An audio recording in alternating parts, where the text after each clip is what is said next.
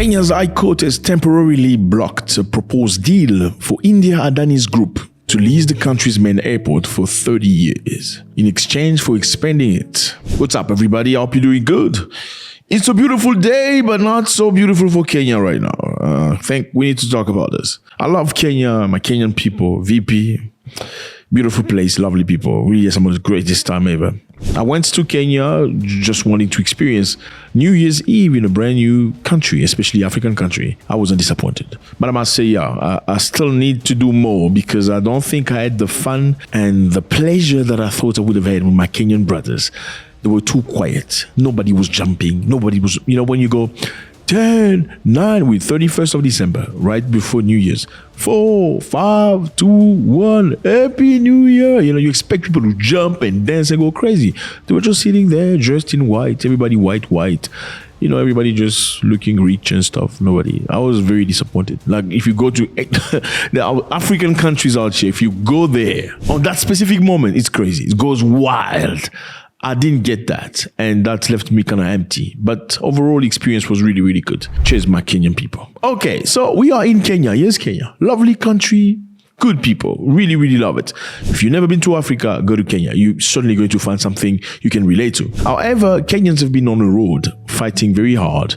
They are brave. They know how to claim what's right for them. Why have they done this? Because the government has signed a contract with an Indian company. They want to lease the main airport of the country for 30 years in exchange for 1.something billion, about $1.8 billion, hoping that this company is going to develop the airport, do amendment, changes, modernize the airport, and they're leaving the airport within this company's hand. So this company is going to be running the airport, owned by Indian company, and the Kenyan people are very upset about it. Now, the people working in the airport are not happy. Most of them are striking. The strike comes after the High Court decision to temporarily halt the government's proposed deal with an Indian company, which sought to lease Kenya for 30 years for $1.8 billion.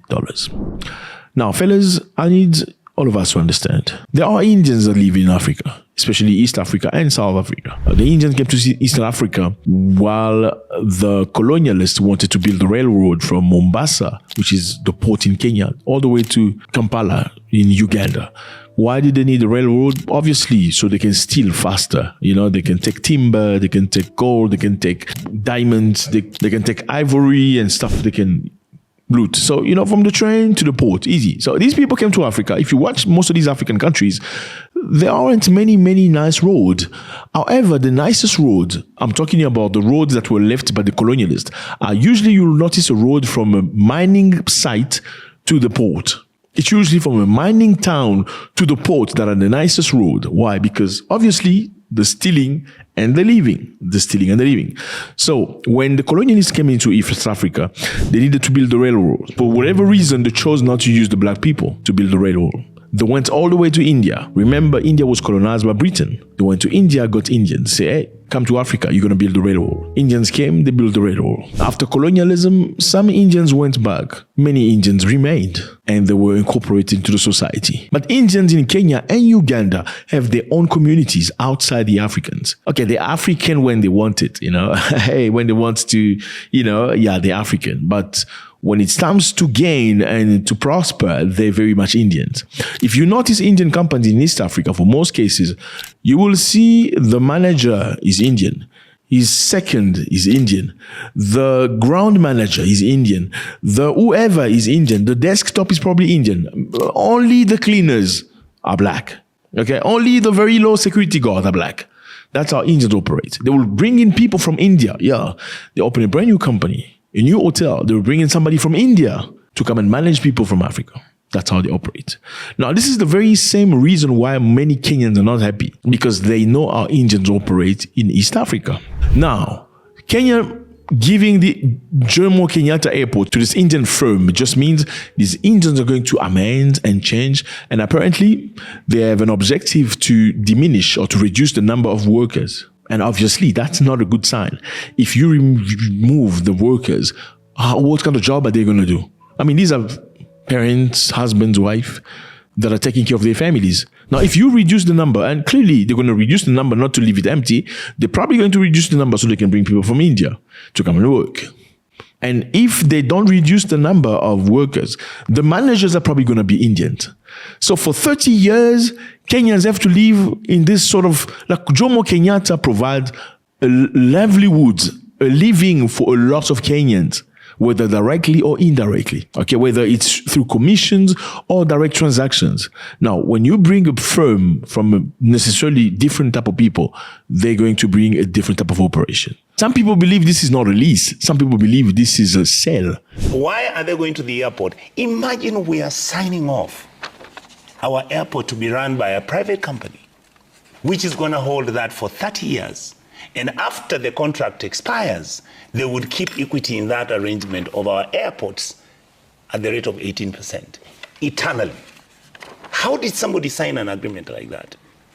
You see, so the questions that we have got... Did you, as elected leaders, have wind of whatever arrangements or whatever agreements were going on with the... Actually, I was the whistleblower. I'm the one who has presented all the documents to the Senate, and I've given it to the media, if you check. It was a whistleblower from France, a young Kenyan boy who has been working in the sovereign fund of some country, saw the document passing through his desk. He forwarded to me, he said, Onyonka, the airport is gone. I don't know what you're going to do. Try your level best. They just cannot tell people openly. Now, apparently, they say this lease says the Indians are going to rule this airport for 30 years, or going to manage it for 30 years. After 30 years, they're going to have equity from 8 to 18% forever. Do you hear that? We're going to manage your airport for 30 years. And after 30 years, we have equity from 8 to 18% forever. Does that even make sense? Why I believe JKIA has already been sold, and that's a gone deal. And it's a deal, that's a matter under the water. It's gone, finished. The only way the government of Kenya can redeem itself is by paying damages, because they will have to cancel this sale. This deal has to be cancelled. It doesn't matter what you call it. I have seen many people saying William Ruto wants to sell the airport. Am I a madman? You know, sure, how do you sell a strategic national asset? Look, I can understand. You know, some countries have brought in people from other places to build. Okay, like Uganda brought Chinese to build road from Kampala to Entebbe. Kampala is the capital of Uganda. Entebbe is where you find the airport. It's a little bit out of town. Now, before the Chinese came, the road was really, really bad. You need to leave your home at least 2 hours before. It's not necessarily far away, but you need to leave 2 hours before you get to the airport to avoid not just traffic jam, but just the state of the road that was really poor. After the Chinese arrived, they built the road, a very beautiful road. Now you only need about 30 minutes to travel from Kampala to Entebbe. However, the deal is clear. The Chinese are going to take their money back through toll gate for a number of years.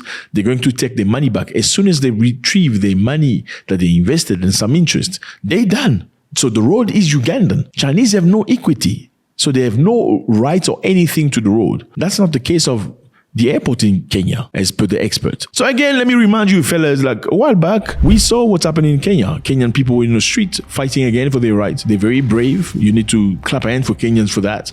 Very brave people went in the street because there were so many unnecessary taxes. Tax on pad, tax on women pad, tax on period pad, tax on cancer treatment, tax on bread, tax on oil, tax on, all kind of crazy tax. And the Kenyans say, why am I going to get treated for cancer and pay tax on my treatment? It makes no sense. And the reason why they had so many proposals for tax, the Kenyan government felt that the country was very much indebted so that they can gather money from the people instead of getting money from World Bank and IMF.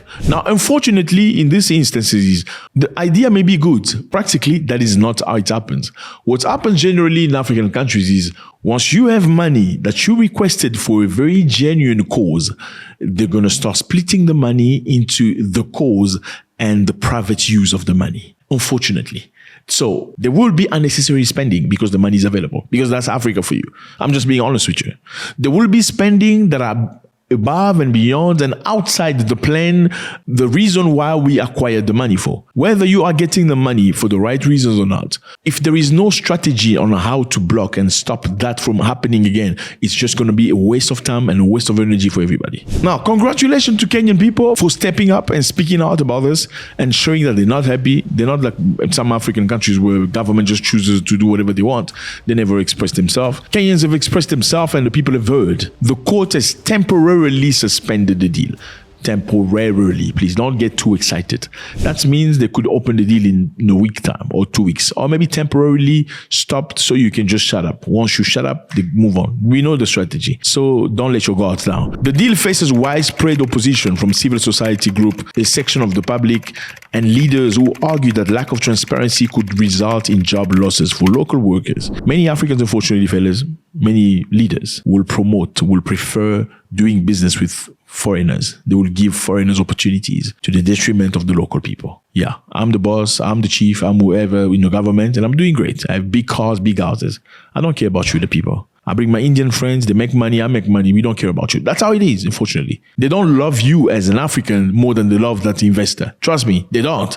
They actually don't care about you. The Kenyan government maintains that the partnership with Adani Group is crucial to the modernization of Jomo Kenyatta International Airport. Why is it crucial? I mean, there's nobody else beside Adani that could do the work. I'm sure there should be some decent people that can do it. Why is it crucial? Like, what kind of personal relationship you have with these people? That's interesting. What have they done for you in the past? That's another question. In the meantime, many people have suffered. Passengers have suffered.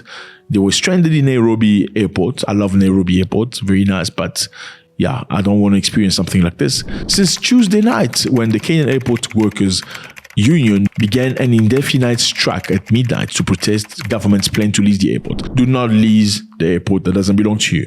This has happened in the past, fellas. Pombe Magufuli of Tanzania, great president, came into power and found a lease between the Chinese and the Tanzania, signed by the previous president. That lease gave the Chinese access to the port, the main port of Tanzania, for 99 years. And in that space, no Tanzanian police was allowed. They were not to pay tax. No control was allowed. So that space was entirely Chinese. It's no more Tanzania for 99 years for a couple of $1 billion. President Pombe Magufuli canceled that contract. He canceled it. He found a loophole and canceled that contract. Now, unfortunately, he passed on. But we heard that the new lady has reinstated the contract. I mean, I don't know. Let me know how you feel about this. It's always a great pleasure. God bless.